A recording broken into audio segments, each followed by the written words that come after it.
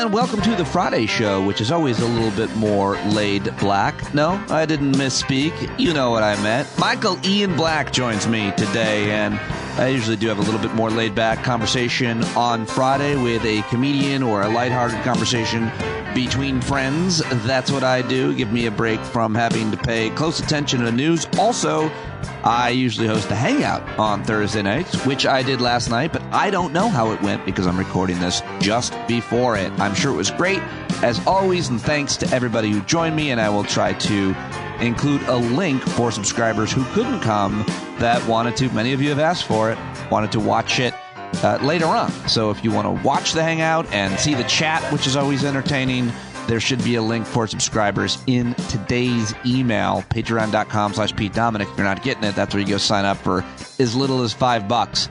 Listen, I love Michael Ian Black. I've been a huge fan of his for as long as I've known of him, and it's probably over 20 years. I worked on one of his old Comedy Central pilots, and we barely even talked back then, but I interviewed him a few times at my SiriusXM days and think I impressed him enough. We got along well enough that he always wanted to come back when he was in town or making the rounds at Sirius, as well as when I went off on my own here on the podcast. He's been really always generous and kind with his time. And like I said, I'm a big fan. If you're not, hey, you're lost. Carlo in Canada did not love my last conversation with him and said that it was the first time he'd ever emailed me and say he did not like an interview, but he said he wasn't entertained, informed, or educated, which is definitely the goal for all of the conversations that I host here on the podcast. But he said it wasn't like sharing a conversation between friends. It was just blah. Well, listen, I think this one's better, Carlo. I hope that you'll give it a chance, but I know you have COVID, so I'm wishing you the best. But maybe it will make you actually feel better. I think this is a great conversation. Michael and I talked about his amazing opportunity he just had to play poker against a whole bunch of pros on a new TV show. He's been on those types of shows before, but this is different, a step up. It was really interesting. I don't like poker, I don't play poker, but I thought what he has to say pretty much about anything is fascinating, and certainly it was about this. We talked about his deep thoughtfulness about what is happening in the conflict in Israel. He has been attacked on social media for his opinions, which are basically kind of having it always, the kind of, I think, the way I see it too, that all human life is sacred, and I'm not getting too wrapped up on one side or the other. I certainly care deeply about all of it, and I'm trying to learn about all of it. Michael is Jewish and has a lot of thoughts about it, and I really think it's fair and thoughtful. And we also talked about some of his recent pieces over at Substack, including a debate he recently took part in, where it was about political correctness in comedy, that it's become too political correct, or that political correctness is killing comedy. He does not think it is, and we talked about that and much, much more. Michael Ian Black, of course, actor and writer and comedian and part of the State sketch comedy group, which is one of the greatest of all times of our generation for sure. They're back out on tour. You can see Michael as a solo artist. You should subscribe to his Substack. I really like his newsletter and read all of them. He's thoughtful, he's very funny, he's kind, and I think quite original. Always have been, and I'm real happy that he joined me again. Sorry, Carlo. Here's my latest conversation with Michael Ian Black. Michael Ian Black, what an honor to have you back. As always, a pleasure to join you on whatever this is. It is. You're coming out as a very competitive poker player first. Let's get into that first, because you just did this poker TV show, and you can't say what the outcome was, but it seems like you did pretty well. Why did you do this? This seems like a hard thing to do, and you're on TV playing poker and you can lose money. Well, I'm a very serious amateur poker player. It's something I spend a lot of time thinking about, studying, working on, and playing. And for me, a normal buy-in, if I were to go to the local card room and buy in to a card game, it might be $500. I got an invitation to come to Las Vegas and play in a high stakes poker game. The buy-in, Pete, was $50,000. Damn. Now, you're probably thinking to yourself, I am. Well, hey, Michael Ian Black, you don't have $50,000. There's no chance in hell you have $50,000 to sit down at a poker table and play poker with. And to that, I would say you are absolutely correct, Peter. And I don't want to get into the hows and the whys of me sitting down at that poker table. But the day came and I did sit down at that poker table with $50,000 in front of me. And I had 4 professional poker players at my table and an online office furniture entrepreneur named Dave. And that was the 6 of us.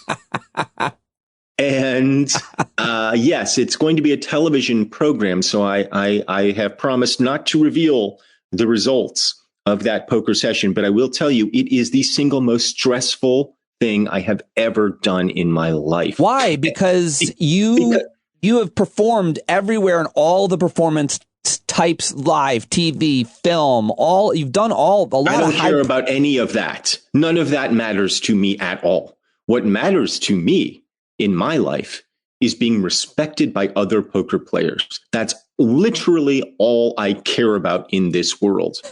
And for me to sit, you have to understand, like, there were points during the day where I was saying things like, I raise $20,000. I raise you $20,000. What the fuck, Pete? That's a terrifying thing to have come out of your mouth. Never mind the sentence, I'm all in. Against, yeah, it's like you use some analogy, but like you're saying that kind of number and that kind of thing to people who are the best at the game. Yeah, and people who are experienced at those levels, at those stakes. And so, for them to be raised 20 grand isn't nearly as upsetting as it is for me to just say the words, I raise you 20 grand. I don't understand. I understand wanting the respect of your peers as an artist. Certainly I've always understood that. But I mean, forgive me, I don't play poker, but why is that? I feel like you're being serious. Like you actually. I'm dead serious. Why is that important? What is it about poker players or the game? I guess what is it about the game that you care so much about, much less the other people and what they think of you? I've played it my whole life. And as I said, like I've devoted a lot of my time to learning about poker and studying poker.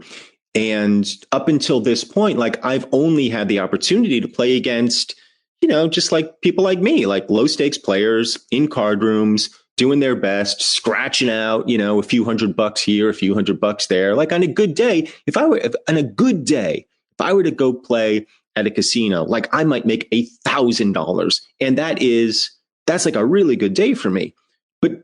But there were times where like, I'm like a small pot in that game would be bigger than any pot I have ever won in my entire life. Like a small pot in that game is $3,000 or $4,000. I've never won a $4,000 pot, just playing low stakes poker like that.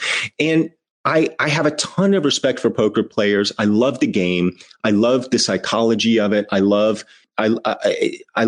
the strategy involved. I love the sort of like the feints that you make, the sort of the false things that you do, the true things that you do. Like I love the whole drama of it. Yeah, I guess I just don't understand that, but you're explaining it well enough to know that like if you had a bad hand and you acted like you had the best hand and you stayed in the game, then you put down a shit hand, you might not be able to do that the next game. Is that how it works? Like you can't keep acting, but is the fact that you're a great performer and actor, doesn't that give you, but I guess they all probably are, even though you're No, it gives me no advantage. In fact, it was the opposite because first of all, like they're used to dealing with these sorts of numbers. Like for me, like at a certain point, right.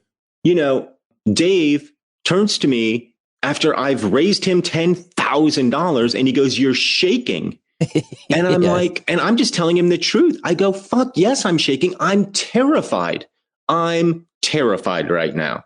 I thought I had the best hand, but I don't know. And the fact of the matter is I just wagered $10,000. Yeah, I'm shaking, dude. I'm absolutely shaking. If you haven't noticed, I've been shaking for the entire 10 hours that we've been here. It's a really great read that you have on your Substack about that. We'll all get to watch it on TV. You don't know when it comes out, but you were also like up for, you said, were you really awake for 40 hours? Yeah. So, I probably didn't sleep that well the night before. Then there was the entire day of shooting. Then that wrapped up at 1 a.m. I had to playing. I played for 10 hours. Yeah. That wrapped at 1. I had to catch a flight at 4, or I had to get a car to catch a flight at 4 to go to Boston to do 2 shows. Didn't sleep really on the planes. So by the time those shows were over in Boston, it was about 40 hours before I was able to just like relax and get to sleep. That's not healthy. It wasn't healthy. It didn't feel great. Surprisingly good, considering I hadn't slept in a day and a half. And I did talk about the Las Vegas experience on both of those shows. Good. And now it will become a regular feature of my act, the foreseeable future. Good. I really enjoyed reading about it, much less hearing about it. I could never, and would never stay up that late. I would die. I can't go without sleep very long. Well, I'm a young man. You're an older gentleman. I'm 24 years old, so I have nothing but energy. I'm a dynamo. He's wearing a blanket, by the way. I'm freezing. I'm in the South, and I'm freezing. He's young, but circulation has been an issue his whole life, apparently. So, speaking of your age, being so young, you also recently got a colonoscopy. Your second. I got my first this year. What kind of PSA do you want to send to men who might be thinking about it? They haven't gotten it yet. How was your experience? I'm told by you that you do have a polyp. Are you all right? They clip it out for you. Do you get to keep it? They snipped my polyp. I assume it's fine. I haven't heard otherwise. And, I have a history of colon cancer in my family, so it was important for me in particular to start doing it on the early side. So I started at 45, despite the fact that I'm only 24. Right, I did start at 45, just did my second one. And I look forward to them because I love the idea. I love being put under. It's my favorite thing in the world. Me too. Oh, just that moment of, oh God, it's kicking in. I just love that. It's magic to me. I asked them once, when I got my vasectomy, I don't know why they let me do this, because I tried to do it again when I got my colonoscopy years later, last year. I recorded myself singing the national anthem and played it on the radio the next day. But you just hear me. I go because I wanted to hear how fast And how far did you get? Ramparts. Okay. That sounds about right. Yeah. Oh, say, can you see? And then I just heard the doctors go, "We can't turn this thing off. What's his code?" Yeah. Well, I said to them, I was trying to hang on. I wasn't trying to like fight it, but I was just trying to observe the effects of it as it was kicking in. Yeah. And the last thing I remember was saying to them, wow, this stuff is really strong. That's awesome. I woke up before they were done.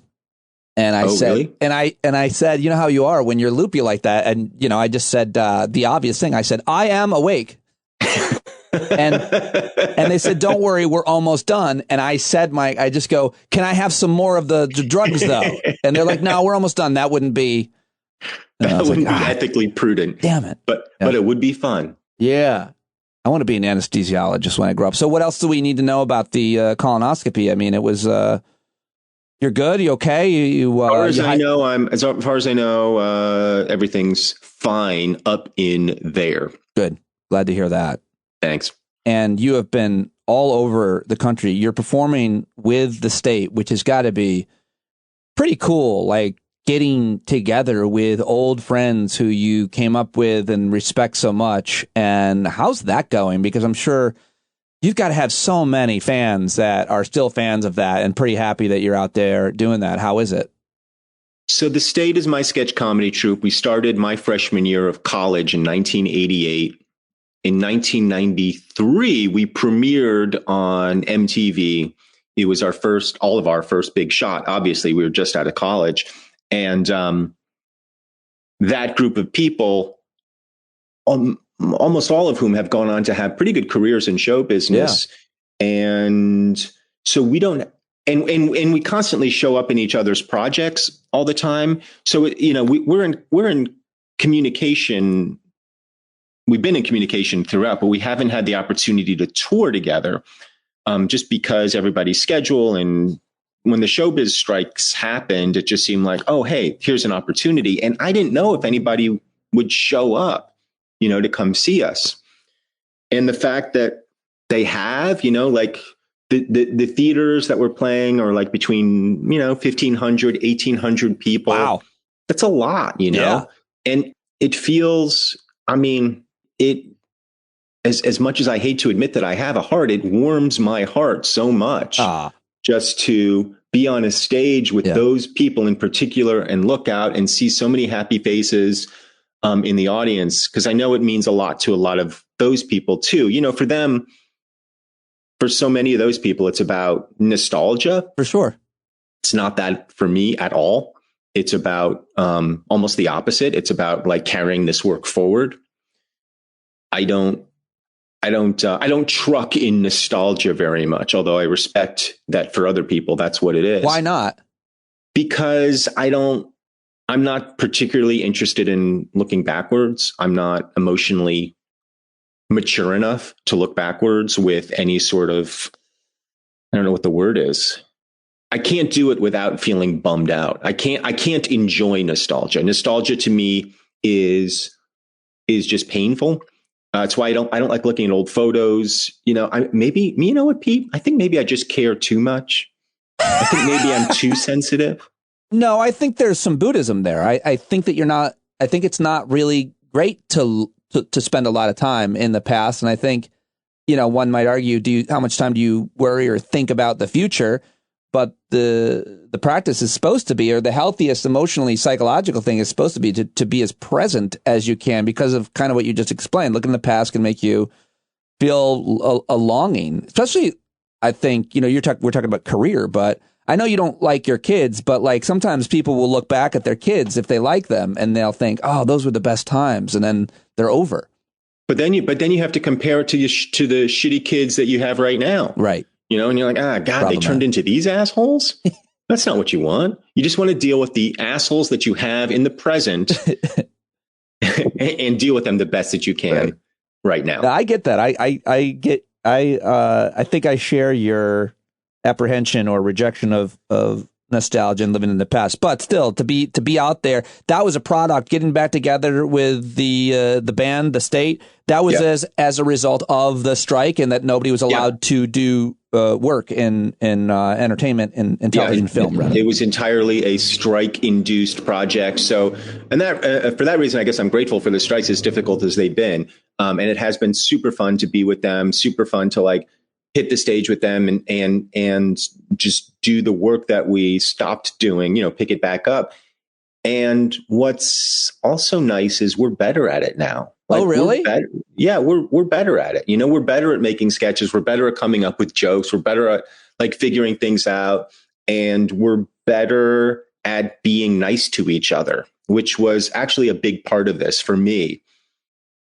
Setting aside the nostalgia part of it, when we were in our 20s and doing this, like we were just cutthroat, and arrogant and mean a lot of times. To each other or? To each other. Yeah. I mean, we loved each other, but haymakers were thrown routinely. I don't mean literally, but just like verbal haymakers and emotional haymakers. Sure. And just because we didn't have the maturity, and you're not a U.S. senator. You wouldn't actually get in an actual fight. Did you see not like members of Congress. I wouldn't actually stand up and try to fight somebody. But one of the things that I wanted to do personally with this tour was just be kind, be gentle, be nice to the people that I love. And that's been really good. It's been good to be able to do that. Now, were there 11 of you? Yeah, there were 11, and there's 8 of us on the tour. And I only ask for the least important reason. I'm thinking about, all right, 1,200, 1,800 people. Oh, the pie slice is very thin, Pete. Nobody's making it's like that's the great thing about being a solo artist as a comedian. Yep. You're like, it's so great that I don't have to split this with my band members. Yeah. Yeah, this is not a highly profitable venture. There's some money. I mean, I'm not losing money, but it's more about just having fun and being out there and seeing people. What a very, very cool thing. Did you hang out with your fans after, all of you? Some of you like that, some of you don't, I bet. Yeah, I don't. Oh. I mean, it's not that I don't. It's that I'm shy. I get self-conscious. Yeah. I've gotten better at it over the years. We definitely make an effort to meet some people and say hello to people. But I'm not like out there like. Do you have a lot of boundaries around that? I mean, my career has been much different, but doing live radio every day creates a kind of intimacy for almost 15 years. And certainly the podcast has done that. You've got your Substack now, which is more intimate, and you get a lot of readers there. You've got a huge following. Like, have you ever become actual real friends with someone who started as a fan? Yeah. Great. There have been, I have a few friends like that. But very few. I think it's the best because it's a weird dynamic. It is. It's a weird dynamic at first because they know everything about you and you don't know anything about them. But I find they're the best friends because they really like all of the things about you, the good, the bad. Like, they know you and they're like, you've been vetted. And they're like, if they like me, then then they must have excellent taste because I'm not crazy about me. They're the same person as me, turns out. So I also wanted to ask you about this debate, which I really wanted to go to. Actually, it used to be Intelligence Squared. Now it's open to debate. And you were invited to debate. And the premise was about political correctness and comedy. Now I can't find it. And I just had it here. What was it? It was phrased as, is wokeness killing comedy? That was the question. And that we debated. And is wokeness killing comedy? What Lenny Bruce, George Carlin, or Eddie Murphy jokes would be deemed offensive by today's standards, from comedy specials to TV shows, and so you were. I'm team woke. You were saying, is wokeness killing comedy? You said no. You argued against the motion. More than that, I think I don't even see how it's possible to argue that it is killing comedy. We're not seeing any evidence of that in any way, shape, or form, despite the kind of panicked hand-wringing that we hear from all quarters of the culture. When you actually look at what's going on in comedy, it's never been better. Comedy's like in amazing shape right now. If anything, the movement towards wokeness has actually been really, really good for comedy. And the reason is, it has greatly expanded the talent pool.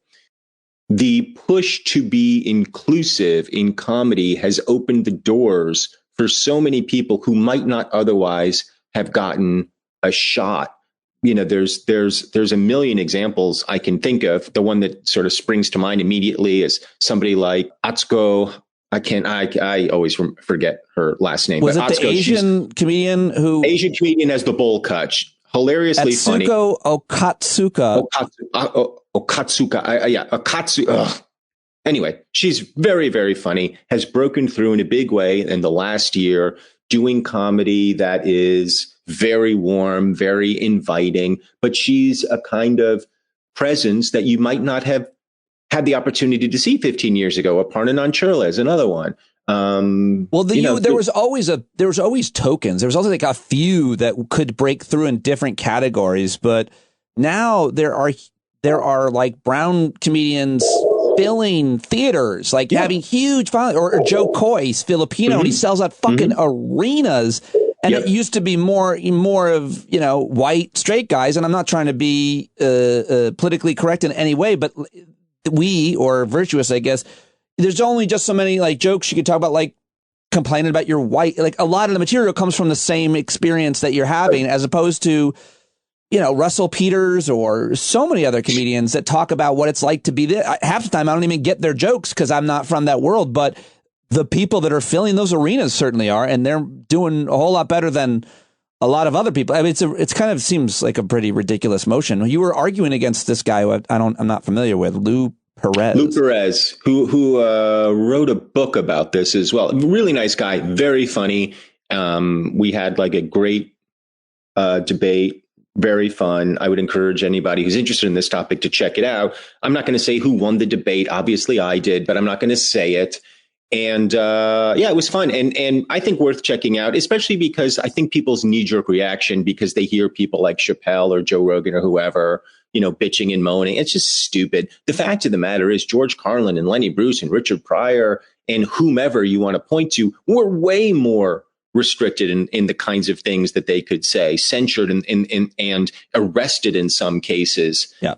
So, the idea that somehow we're too woke is ridiculous. We've never been freer. And the fact of the matter is, like, the people who complain the most about it, the people who are being like, oh, I've been canceled, blah, blah, blah, are also selling out arenas. Yeah. It's almost like if you're quote unquote canceled, that's like an amazing thing you can do for your career, because there's such like backlash against this whole idea that you can then ride that wave to fame and fortune.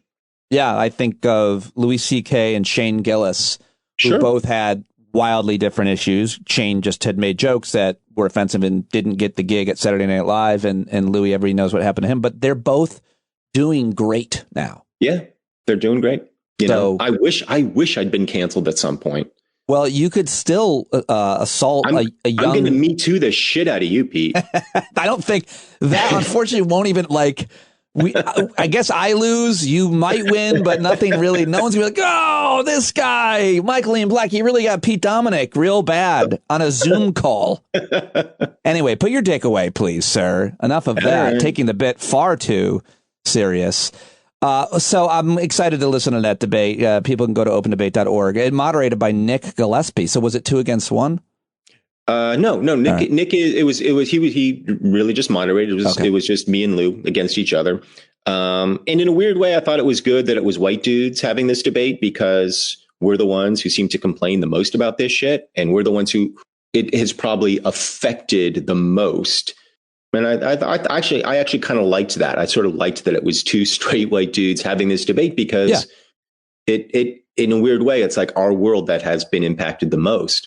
And how welcoming we are to the change, I think, is indicative of sort of the larger industry as a whole. Yeah, no, I think that's exactly right. I'm glad it was as it was. So there's so many other things I, of course, wanted to discuss with the great Michael Ian Black. And I know you're paying close attention to the news and what's happening in the Middle East. I'll get to that. But where are you on accountability apps? You're familiar with the new Speaker of the House. Yeah. I mean, look, you and your son, how old are your sons? My son and I monitor each other's porn. Right. But it's mostly to get suggestions. Sure. It's accountability in the sense of, hey, did you check out that new hentai porn that I was whacking it to last night? I did, Dad. And I give it 3 out of 5 stars. You guys also, you were telling me out there, you really get into the weeds in terms of you're talking about the content, which I think is weird, but I guess, if it brings you closer. Well, because we're not just consumers, we're also connoisseurs. And so we like to, digest it from an artistic point of view and criticize and critique. And sometimes we'll watch together, and we have a great time doing it, my son and I. How come that's not the only thing we're talking about all the time? That's all I want to talk about is the Speaker of the House had a religious-based accountability, which clearly he's not even on. Apparently, he's just grifting. He's just selling it. He probably doesn't even use it with his son, and yet still. And so I don't. He's done several interviews. He was on CNBC yesterday with Andrew Ross Sorkin, who I kind of like. And I was on Real Time with him. I don't want to brag, and he wore mascara, but that's fine. But, I just didn't think with this very CNBC of him. Anyway, he did not ask Mike Johnson about the app. And I feel like if you are going to speak truth to power to the Speaker of the House, you should focus on the accountability app and clear that up. Were you monitoring, and was your son? It's one thing to monitor your child's internet use. It's another thing for them to monitor yours. That was a first for me to hear about that. And I don't know. Look, I've actually been reluctant to speak too ill of Mike Johnson of Louisiana, because I don't like innuendo around politicians. I don't like when sort of things just sort of swirl in the air and we're supposed to just accept it at face value. Look, Christian nationalism is fucking weird.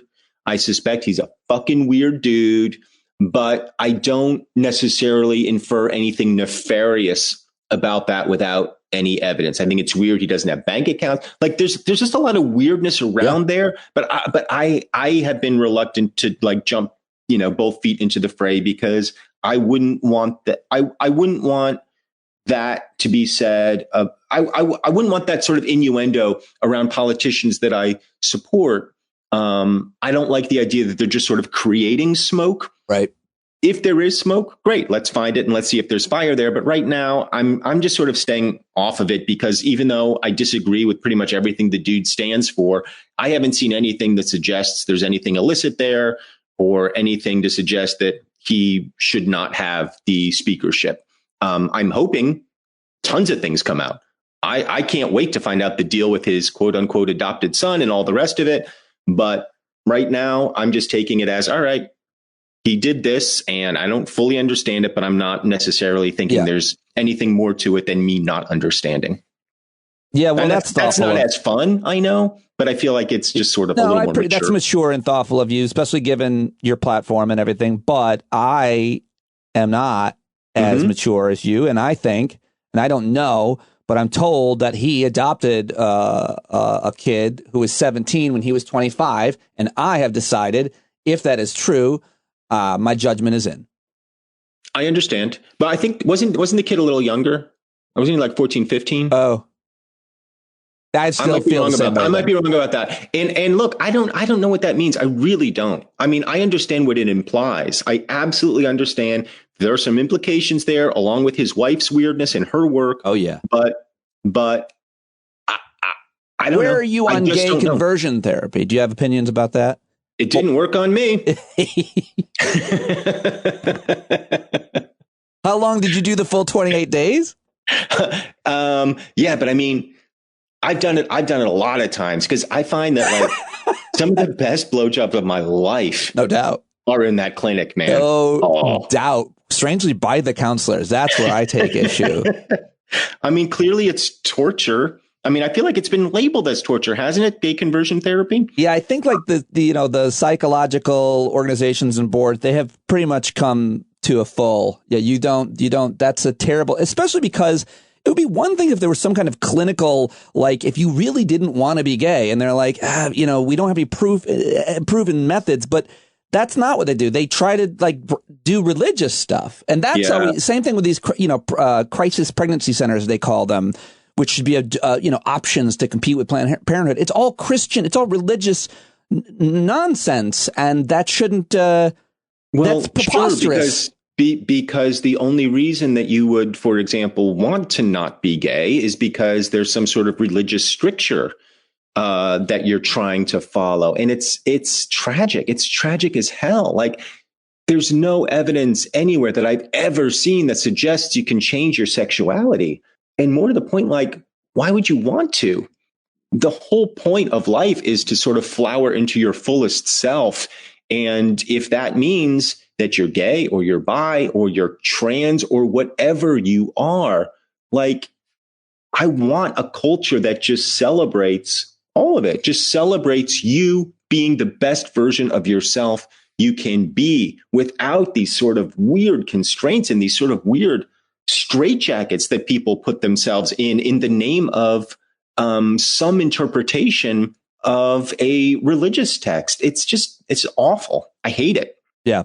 Yeah, it's really, really bad. And it makes a lot of people kill themselves. I mean, it's really a terrible, terrible thing. So the wrong people killed themselves. I think we can agree. Yeah. Yeah, for sure. We've gotten to the point where there's so many people that have been so, quote, staunchly religious that have been outed as having all kinds of sexual deviancies, if you will, quote, deviancies, not to me, but if they're saying one thing, doing another thing, Falwell and the Pool Boy. Did you see that documentary? Yeah. Yep. Loved it. Loved every second of it. Me too. I mean, I watched it 3 times back to back.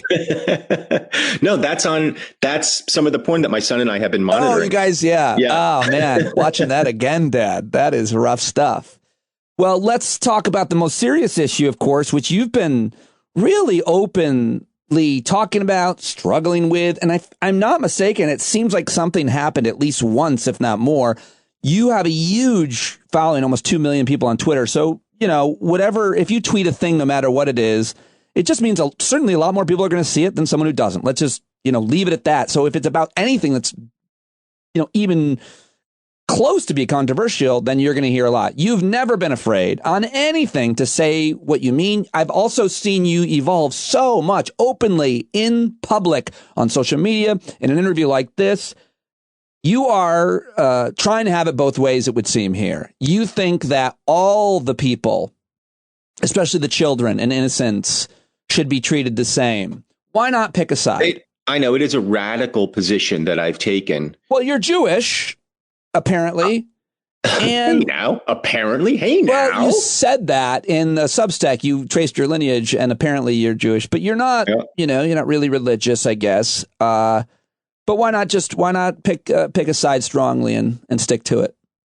I wish I could. I really do. Like, I wish I felt like Israel was in the right, and well, I mean, I do feel like Hamas is in the wrong, but the Palestinian people aren't in the wrong. I wish I could take a side, but the fact of the matter is Israel has acted abominably for the past however many decades you want to say. The Palestinian leadership, much of it has acted abominably for however many decades you want to say. And consequently, the Palestinians are living untenable lives in an untenable situation. The Israelis are insecure in their homeland, which is also the Palestinian homeland, for reasons which are obvious. And then this massacre happens, and the Israeli response is what it is. It's atrocious. And it's very hard for me to pick a side there. I'm on the side of people not killing each other.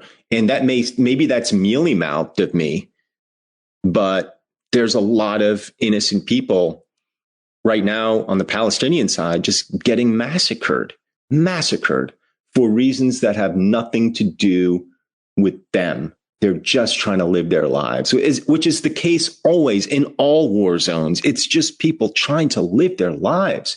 The Russia-Ukraine thing, that's a lot easier. I mean, Russia is just clearly the aggressor here. Russia is just clearly being a fucking cock, trying to insert itself into an orifice that it does not belong. And so that's a much easier side to take. But at the same time, I have tremendous sympathy for the Russian soldiers who are conscripted and underfed and under-trained. I saw one number was pretty accurate. 250,000 dead Russian soldiers. God, unbelievable. And for what? For what? I mean, Russia has a history of just throwing people into bullets. I mean, that is their history. Hey, here's a bullet. Let's throw a person at it. That's what they're doing here. And while I'm absolutely rooting for Russia to lose this incursion, I am not rooting for more Russian 19 and 20-year-olds to just become cannon fodder. Right. It's obscene the way Russia treats its soldiers, and it's obscene what Israel's doing in Gaza. It's also obscene what Hamas did to the Israelis. The whole thing is just an obscenity. And as a Jew, I take the words "never again" pretty seriously. But I just don't take those words seriously for Jews. It doesn't mean anything if we don't apply it to everybody. So when Syrian refugees are trying to come in and to the country, when North African refugees are trying to find some place to live, when the Yemenis are getting bombed, it's like, as a Jew, I just feel like I have a responsibility to speak out where I feel like people are being victimized. And unfortunately, in this case, Gaza is being victimized, and my Judaism does not allow me to say otherwise. So I wish I could just be on the side of Israel. I wish I could just be like, yeah, I'm a Zionist and blah, blah, blah, blah, blah. Well, I'm not, and I can't. And and one of the things I've really struggled with as a Jew is the legitimacy of Israel in the wake of this. How, like, there is a Jewish state, a Jewish nation, and I recognize and support the idea of that nation. However, if that nation comes at the expense of your ideals as a Jew and your values as a human, I don't know that it's worth it. I really don't. And that really eats at me. The problem is demographics. The Palestinian people just have more children than the Israelis. And as a result, if you're going to have a democratic nation there, eventually the Jews are going to become the minority. The Palestinians are going to be the majority. And then what happens? Which is why you need a two-state solution. You just do. And it has to be equitable. It has to be fair. It has to be supported by the world. And we just have to solve this problem. Thank God I'm not in a position to do anything about any of this, because I wouldn't know the first thing about it. I wouldn't know how to start. Thank God I can just sit on the sidelines and condemn everybody, because I would have no idea how to approach this situation. How have you personally felt? I feel like you were at the beginning, like shortly after the horrible attack on October 7th. I feel like you were tweeting about feeling like kind of alone for the first time, like that people didn't seem to understand the pain that anybody a lot of people who are identified as Jewish, then you talk about the generational trauma and so on. Is that right? At the beginning, like at first, did you feel like the response to it was different? And did you change? Did it change? Did anybody reach out to you and say anything? How did you interpret it? Did you get raked on social media for something you said or anything like that? Yeah. I got raked over the coals for something I said about the evangelical movement. But going back to your first question, I'm not sure what I was tweeting in the immediate days afterwards, but it did sort of feel like, and it does sort of feel like, the world was very ready to move on from a massacre of 1,400 people almost immediately. It felt like people were ready to just sort of set that aside and go right to hating, I'll say, hating Israel. And yeah, that is painful. That is painful because there, I don't know how to express it. I don't want to leap to everybody's anti-Semitic. I don't think that's true. But it has been painful to sort of hear the silence around those events from a lot of people, and a kind of lack of acknowledgement of that wound in this culture. And there is intergenerational trauma, multi-generational trauma. It does awaken every now and again. When I was growing up in the 80s, the Holocaust and World War II in general felt very present and very alive, for lack of a better word. Like, survivors were everywhere. I grew up with the sense that as a Jew, like, you should just kind of keep a bag packed, like, you don't think anything's going to happen. Probably nothing's going to happen. But hey, maybe just keep some fresh underwear and a pair of socks in a valise somewhere, just in case. And that feeling came roaring back to me. What? I think they call that like a bunker mentality. And I'm always so shocked when I hear that from Jewish people our age, but so many of my friends, either they or they're one generation removed from that. And I just have none of that. Like, I never had anything remotely feeling like that growing up. Yeah. I mean, I think this is widespread among my generation and the generation before. Like, it just felt so present. It just felt like, Jews, I think, always feel like their acceptance, no matter where we are in the world, even in the United States, is conditional. Like we feel like, like there's a sense like we have to overachieve to prove ourselves. And when we do, like that's resented. And so many of us, all of us maybe, don't understand. Like we don't understand why somebody would have those anti-Semitic feelings. I'm sure that's true in any group, where there's hate directed at it. I'll tell you what I do specifically. Yeah, please. For you and your ilk, which is comedians who are Jewish. I feel like talent is not as important. We're too funny. Well, is what you're because saying. Jews run the business. Yes, that's right. How much of your success do you attribute to your talent, and how much do you attribute to being Jewish?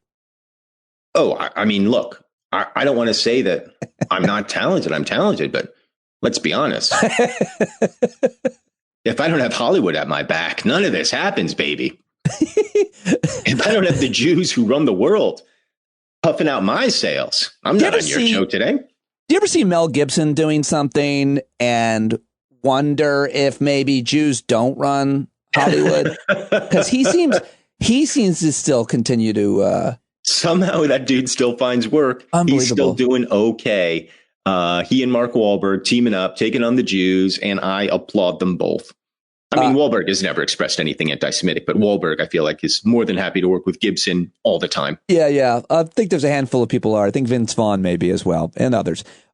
So finally, what does it mean that the SAG what does it mean that the strike? Can you just tell us technically, kind of what that means? Shows go back in? It means I'm still unemployed is what it means. It means you won't be working still, you're saying. That's exactly right. Before, my unemployment had a purpose. Right. Now it's just... It didn't feel as bad when you're... Yeah. No, it felt great. I'm like, no, I'm on strike. I can't work. Well, you don't need to work. You're so good at poker. Why the hell would you put yourself through that terrible industry of entertainment anymore? Yeah, you're right. You're absolutely right. I'll tell you why. The Jews don't run poker. I gotta talk to my people about that.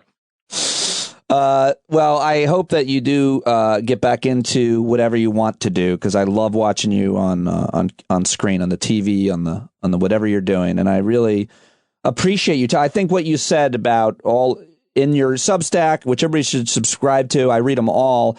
And right here, what you said was really well articulated in terms of trying to explain how it feels, and that you don't want to have to take sides, and that you're not going to be out in marching and pulling down hostage posters and any of that. And I really hate the rhetoric on both sides. I really do. I think the rhetoric's been terrible. Yeah. I think all I've been trying to do is just be that little Susan running around going, people matter, take some time, care about people. You're not gonna solve this war, but you can be kind, and you can be empathetic, and you can try to listen. I'm that Susan. Well, you're doing a great job of it. I don't know what we will do without actors telling us how to feel about this conflict, if they're going to go back to work. That's what we need more of. Yeah. We just need more people in showbiz like me telling other people how to feel.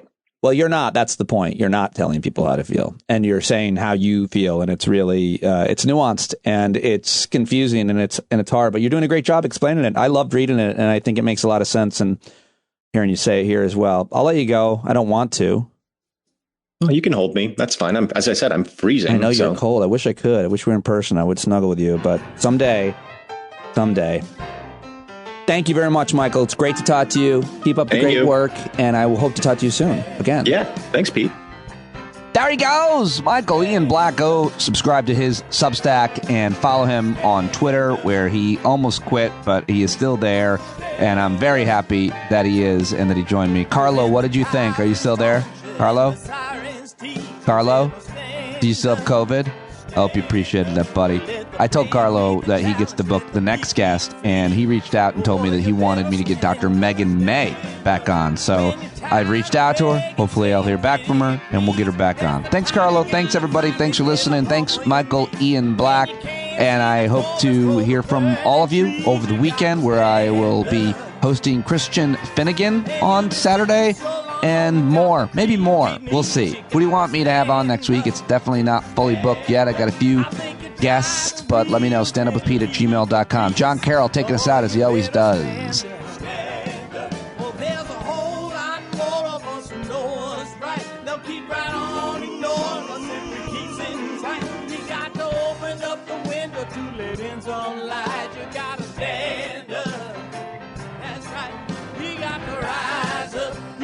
Stand up, you gotta stare the devil straight in the eye. We got to let him know it's his turn to go. See it clear and all you hear is a lie. So get up off of your butt, get down off of your fence. Even if it ain't a very friendly audience, well, they'll begin to listen when you start making sense. And you stand up, stand up. No need to point your rifle to defend your town. Just stand up, stand up. You know they can't deny you what you're laying down. Oh, you better stand up, stand up.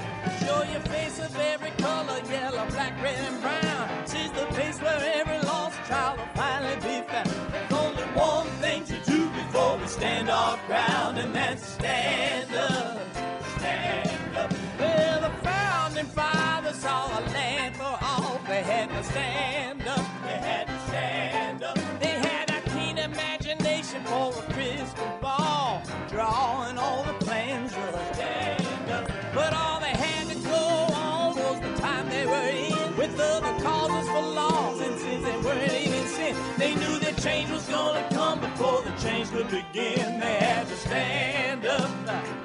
All right, they had to stand up. We got to stand up. We got to look the devil square in the eye. We gotta let him know it's his time to go, and make it clear when all we hear is a lie. Why you lying awake wondering where the money all went? It'll be the cost of freedom that'll go unspent. You can see him flee the scene of that experiment if you stand up. All right, we got to speak up, we got to reach up, and raise your voice in every way you know how. Don't be toes up, you got to show up. Ain't no better time to do it but now. No need to pledge allegiance to no wanton tribe. Rise up, show obedience to the voice inside, and listen well and it'll tell you not to run and hide. It says stand up.